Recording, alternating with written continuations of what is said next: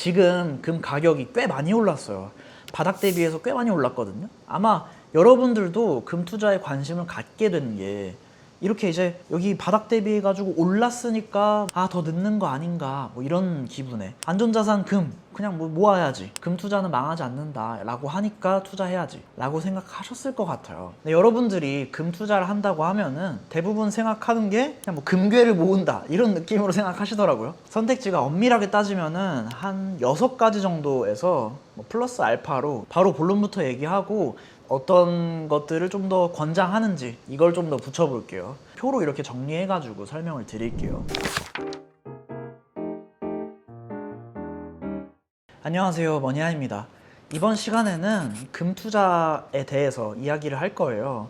근데 여러분들이 금 투자를 한다고 하면은 대부분 생각하는 게 그냥 뭐 금괴를 모은다 이런 느낌으로 생각하시더라고요. 근데 재테크 유튜브 보는 분들은 좀 다를 수도 있긴 한데 여튼 그래요. 선택지가 몇 개 있을까요? 선택지가 엄밀하게 따지면은 한 6가지 정도에서 뭐 플러스 알파로 요즘엔 사기업들에서 이런 골드를 모으는 그런 뭐 상품들이나 이런 것도 나오니까 바로 본론부터 얘기하고 제가 어떤 생각으로 어떤 것들을 좀 더 권장하는지, 가족들이라고 하면 무슨 얘기를 더 얘기를 할지 이걸 좀 더 붙여볼게요. 그래서 본론을 얘기하면은 금 투자는 6가지 방법이 있습니다. 첫 번째는 골드바, 우리가 생각하는 금괴 같은 게 골드바라고 해요. 두 번째는 금 통장이 있습니다. 세 번째는 KRX 금시장이라는 곳이 있어요. 네 번째는 금 현물 ETF가 있고, 그다음에 이제 5번째는 금 선물 ETF가 있습니다. 6번째는 이제 금 펀드도 있어요. 생각보다 많죠? 선택지가 많습니다.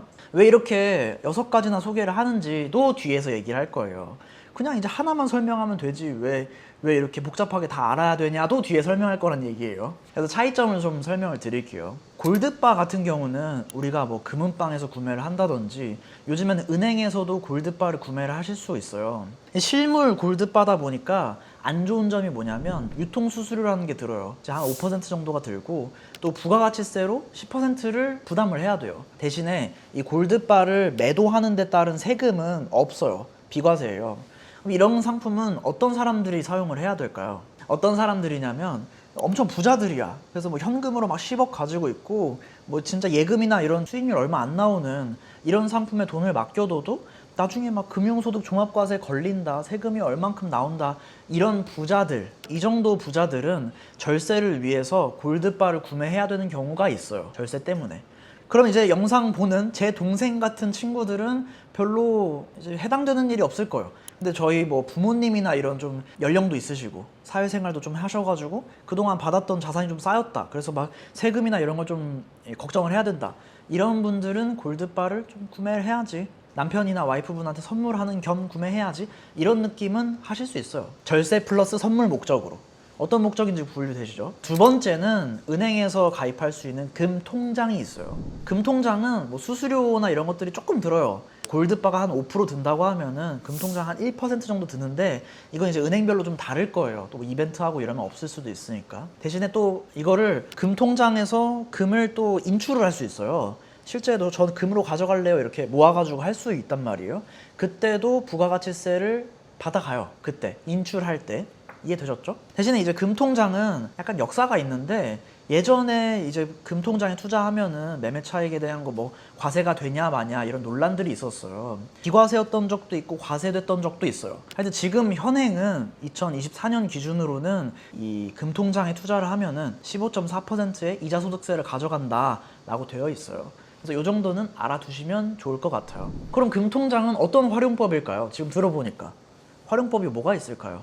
뭐 큰 메리트가 없어요, 사실. 그냥 이제 내가 금을 처음 투자해보겠다, 금을 좀 모아봐야겠다, 이런 분들한테는 그냥 아주 작은 금액으로 살 수 있으니까 나쁘지 않은 선택지일 것 같아요. 소액으로 처음 시작할 때 한번 해보자, 경험 삼아서, 이런 목적에는 나쁘지 않습니다. 그 다음에 이제 세 번째 넘어가서 세 번째 얘기 드릴 건 KRX 금시장이에요. 금거래소라고 하기도 하고, 어디서 가입하는지부터 먼저 말씀드리자면은 증권사 앱에서 금거래나 금투자 이런 메뉴가 따로 있으실 거예요. 주식 사는데 말고 그 메뉴에서 이제 KRX 금시장 들어가서 금 저는 뭐 0.01g씩 모을게요 라고 하면은 이제 할 수가 있어요.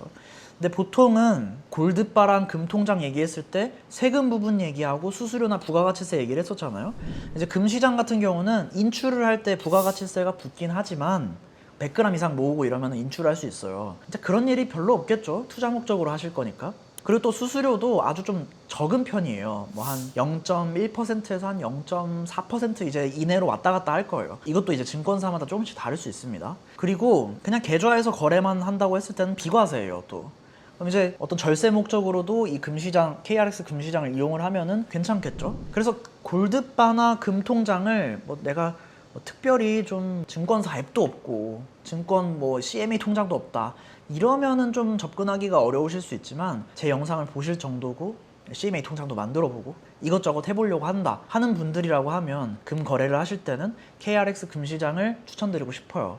추천이라고 하면 좀 그러니까 알아보세요. 근데 이제 여러분들이 머니하이가 못 믿어가지고 네이버에도 검색해보고 뭐 구글링도 해보고 챗 GPT한테 물어보기도 하면은 아마 금 투자를 할 때는 KRX 금시장에 하세요 라고 나올 거예요. 다른 유튜버분도 그렇게 할 거예요. 그치만 우리 입장에서는 조금 더 생각해 볼 것들이 있어요. 우리가 진짜 실제로 포트폴리오 투자를 하고 또 금 가격을 추종한다는 입장에서 좀 생각해 볼 거리가 있다는 거예요. 자, 뭐 어떤 얘기를 할 거냐면 다음으로 넘어가서 네 번째랑 다섯 번째는 금 현물 ETF, 금 선물 ETF예요.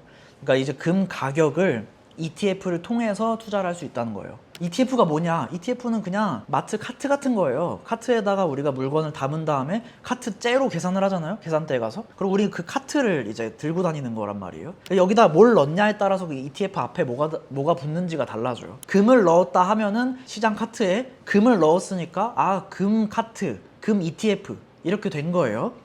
이 금 ETF로 만들었을 때 뭐 금 현물에 따라가는 것도 있고 금 선물에 따라가는 것도 있어요. 그래서 금 현물 ETF 같은 경우는 금 가격을 따라가면서 연금 계좌나 ISA 계좌에 넣을 수가 있어요. 그래서 보통은 내가 연금 계좌에다가 포트폴리오 투자를 해야겠다. 그래서 포트폴리오 중에서 금 부분은 금이라는 재료를 넣을 때는 뭐 금 현물 ETF로 넣어야겠다. 이런 식으로 선택할 수 있다는 얘기예요. 뭐 수수료나 이런 거는 ETF마다 조금씩 다른데 뭐 대략적으로 한 0.5% 정도 뗀다고 보시면 돼요. 수수료를 제가 내는 거냐? 그건 아니에요. 그냥 가격에 반영이 되어 있어요. 부가세 이런 것도 없습니다. 대신에 현물로 인출하는 건 안 돼요. 금 이제 막 100g씩 모아가지고 인출하겠다 이건 안 돼요. 골드바나 금통장이나 금시장은 내가 현물로 가져갈 수가 있는데 어느 정도 모으면, 근데 이런 ETF들은 현물을 가져가는 건 불가능해요.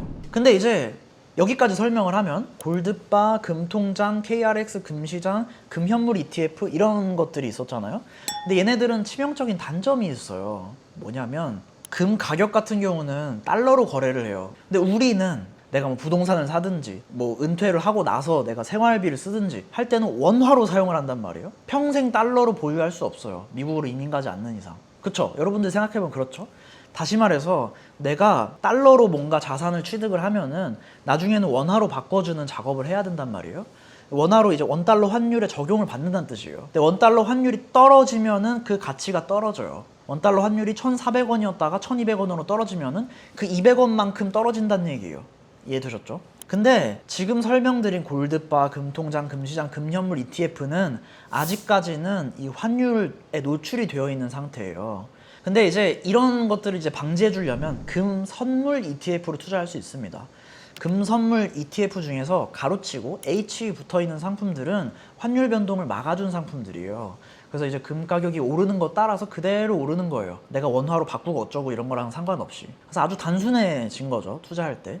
대신 얘는 이제 ETF 투자를 하다 보니까 매매 차익에 대해서 이제 15.4% 이자 소득세를 이제 떼가게 되고, 또 이제 수수료도 있어요. ETF의 수수료가 한 뭐 0.4% 정도 될 거예요. 약.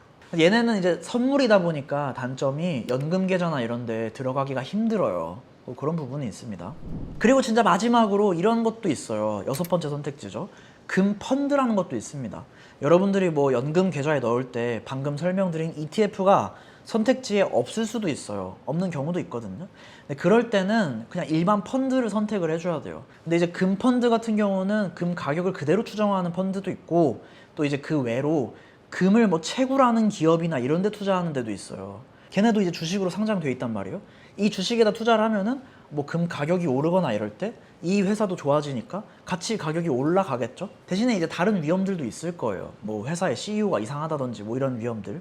그래서 이런 것들 때문에 금 펀드라는 선택지가 있고, 또 이제 금 가격이랑 비슷하게 움직이고 하는데 약간 다르긴 하다. 그래서 가능하면 얘는 있는 건 아시지만 선택하지는 않았으면 좋겠다 정도까지 설명을 드릴게요. 근데 얘들은 이제 우리가 생각하는 거랑 다르게 다른 위험들이 있을 수 있고 또 수수료도 ETF 대비해서 꽤 많이 떼가요. 그래서 이런 이제 단점들이 좀 있습니다. 그래서 이제 목적에 따라서 여러분들이 좀 어떤 선택을 해야 되는지를 나눠볼 수 있어요. 골드바 같은 경우에는 절세 목적에다가 뭐 누군가한테 좀 선물하겠다 이런 목적이 될 거예요. 실물이 이렇게 딱 보이니까. 대신에 내가 감당해야 되는 수수료라든지 이런 뭐 부가가치세라든지 세금 같은 경우는 비용이 좀 많이 나간다 이런 단점이 있고, 금통장 같은 경우는 그냥 이제 뭐 무난한 선택지처럼 보이는데 제가 느끼기에는 큰 메리트는 없습니다. KRX 금시장 같은 경우는 세금이나 비용 측면에서 메리트가 있다. 그리고 또 이제 100g 이렇게 모으면은 현물로도 인출도 할 수 있고, 그때 이 인출할 때는 이제 10% 떼겠지만, 그래서 요 정도가 있습니다. 그래서 뭐 만약에 처음 이제 금 투자를 해보겠다, 저렴하게 하겠다, 그럼 KRX 금시장을 이용하는 것도 괜찮아요. 그 다음에 이제 또 다른 선택지 설명드릴 때 금 현물 ETF가 있고 금 선물 ETF가 있다. 이렇게 얘기 드렸고, ISA 계좌나 뭐 연금이나 이런 걸 활용하실 거라고 하면은 금현물 ETF가 들어가는 장점이 있다. 이 정도. 근데 이제 또 이런 여러 가지 것들, 지금 앞에 설명드렸던 것들은 이제 국제 금시장 가격에 따라서 움직이는데 걔네들은 이제 달러 기준이어가지고 원달러 환율이 떨어졌을 때 손해를 볼 수가 있다. 근데 이제 이거를 막아주려고 하면은 금선물 ETF 중에서 H가 붙어있는 상품들은 환율 변동에 노출되어 있지 않은 상품들이어가지고 얘도 이런 장점이 있다. 포트폴리오 투자하실 때는 이런 ETF 상품들로 접근하실 수 있다 하면은 어느 정도 정리가 되죠. 그럼 이제 제가 6가지 설명을 드렸죠. 여기에 이제 플러스 알파로 무슨 뭐 센골드라든지 이런 금 관련된 업체들이 또 하는 또 다른 상품들이 있는데, 그런 친구들은 굳이 안 하셨으면 좋겠어요. 뭐 KRX 금시장도 한국 거래소에서 운영을 하는 거거든요. 공공기관에서. 이렇게 약간 공신력이 있는 데서 하시는 게 어떨까 하는 게 제 생각이에요. 저도 그런 업체들 존중합니다. 근데 이제 그런 것들 이제 금융 혁신이나 이런 거가 되는 거라고 생각하는데, 그치만 이제 제 가족들한테 설명드릴 때는 좀 더 보수적으로 설명하고 싶고 안전지향적으로 설명을 하고 싶으니까 이런 선택지 안에서 투자하셨으면 좋겠어요. 여기까지가 제가 이제 준비한 금투자 관련된 선택지들이었어요. 근데 자, 마지막으로 조금 더 이야기를 해볼게요. 지금 금 가격이 꽤 많이 올랐어요.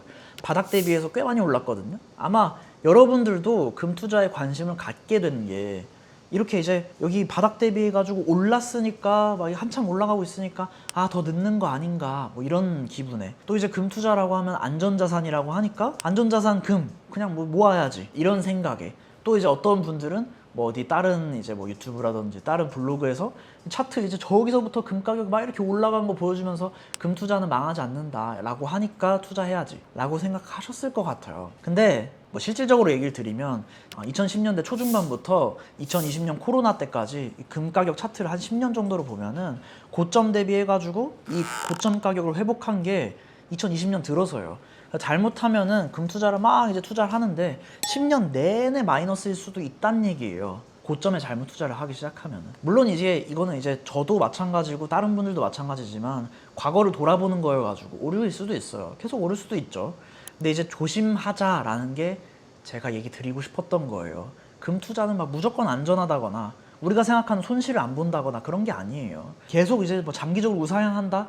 그런 것도 우리 같은 개인 투자자들 입장에서는 아닐 수 있어요. 마지막으로 한마디만 덧붙이자면, 우리가 투자 얘기를 할 때 뭐 개미 투자자다 이런 얘기 하잖아요. 왜 개미 투자자인 줄 아세요? 들어본 적 있으세요? 왜 개미 투자자일까? 왜 개미라고 부를까? 그냥 작아서 그런 건가? 이렇잖아요. 저도 이제 투자한 지 뭐 한 10년 이렇게 넘어가고 있으니까 예전에 들었던 얘기는 이런 거예요.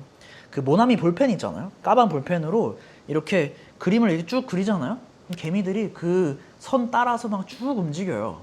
거기에서 무슨 뭐 개미들을 유혹하는 향이 난대요. 그래서 그리면은 그리는 대로 개미들이 그냥 줄줄줄 이제 쫓아가는 거예요. 이해되세요? 이게 주식으로 따지면은 주식 차트를 누가 막 큰 손이 이렇게 그리잖아요. 그거 따라서 개미들이 막 투자했다가 투자 안 했다가 사람들이 좋다 그러면 막 투자했다가 이제 뭐 이럴 때는 막 와 다 잃어가고 이런단 얘기예요. 누군가 어떤 거대한 이제 뭐 자금도 있고 큰 손이라고 불리는 그런 사람들이 의도하는 대로 개미 투자자들이 막 쭉 움직인다는 거예요. 근데 그럼 이런 거를 어떻게 방지를 해야 될까요? 저도 뭐 개미 투자자라고 부르는 게 별로 좋지 않아요. 제 영상에서 뭐 개미가 어떻다 이런 얘기 한 적이 한 번도 없어요. 근데 그럼 이런 걸 방지하려고 하면 어떻게 해야 될까요? 나는 이제 작은 사람이고 그냥 일반 뭐 직장 다니고 조그만한 사업하고 있고 이 정도인데 어떻게 해야 될까요? 제가 내린 결론은 그거예요. 여러 가지 선택지를 가지고 있어야 돼요. 뭐 큰 손이 그리는 대로 간다 그러면은 큰 손이 여러 개예요. 그 큰 손 하나만 있는 게 아니에요. 국민연금도 큰 손이고 저기 어디 뭐 미래에셋 같은 막 큰 금융회사가 큰 손일 수도 있고 그러니까 투자도 여러 개를 두고 봐야지 내가 아 이거는 아니다 하면은 다른 선택지로 갈아타고 금투자? 그러니까 생각해보니까 막 은행에서 설명을 할 때는 금통장이나 골드바를 구매하세요. 이런 장점이 있습니다. 이렇게 은행에서 설명하는 대로 그거 그냥 그대로 투자하면은 그냥 개미가 되는 거죠. 근데 그게 아니라 아 증권사에선 이런 게 있고 ETF는 뭐 이런 게 있고 은행에서 선택지는 이런 게 있고 공공기관에서 하는 건 이런 게 있고 펀드는 이런 게 있고 아 그렇구나 은행에서 한번 설명 들어보자 걔는 괜찮은 것 같은데 투자해보자 아 그냥 아닌 것 같은데 투자하지 말자 이런 식으로 선택지를 여러 개 두고 비교를 해본 다음에 그 중에서 괜찮은 애들을 투자를 하셨으면은 좋겠다는 거예요.